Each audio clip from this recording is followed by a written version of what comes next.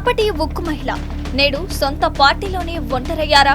మమత అండతో ఎదిగిన నేతలే నేడు ఆమెను పార్టీ నుంచే గెంటేసే స్థాయికి వెళ్లారా? దీని వెనుక ఎంత పెద్ద రాజకీయ కుట్ర దాగి ఉంది? బెంగాల్లో తృణమూల్ కాంగ్రెస్ పేరుతో ఇప్పుడు నడుస్తున్నది నిజంగానే పార్టీ ప్రక్షాళన లేక ప్రతీకారేచ్ఛతో సాగుతున్న ప్రజాస్వామ్య సమాధానమా? మహారాష్ట్ర శివసేన సీన్ బెంగాల్లోనూ రిపీట్ కాబోతోందా? టీఎంసీని మమతను గెంటేసే సమయం దగ్గర పడిందా?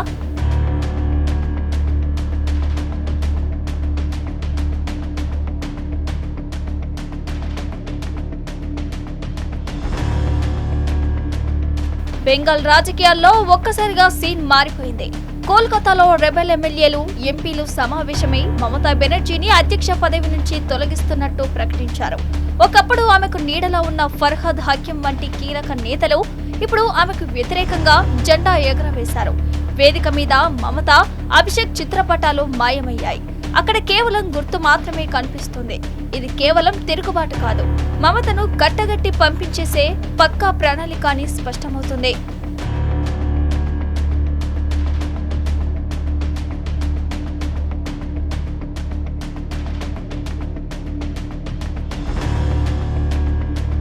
కానీ అసలు కథ ఇక్కడే ఉంది.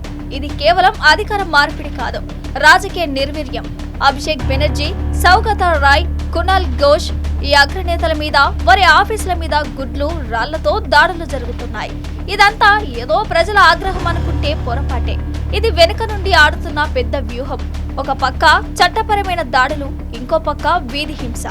అటు అధికార బలంతో, ఇటు కేసులతో ఒక పార్టీని, ఆ పార్టీ నాయకులను ప్రజల్లో దోషులుగా నిలబెట్టి వారిని నైతికంగా, ఆర్థికంగా సమాధి చేసే పక్కా స్క్రిప్ట్ ఇదే.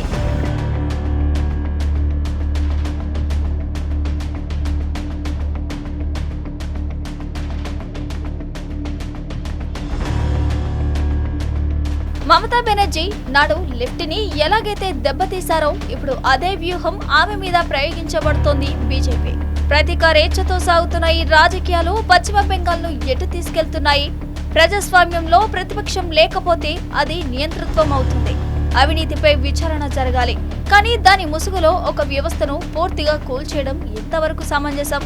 రాజకీయాల్లో అధికారం శాశ్వతం కాదు, కానీ రాజకీయాల్లో ఇలాంటి ప్రతీకారేచ్ఛ పద్ధతులు మొదలైతే అది రేపు దేశంలోని ప్రతి రాష్ట్రానికి పాకే ప్రమాదం ఉంది.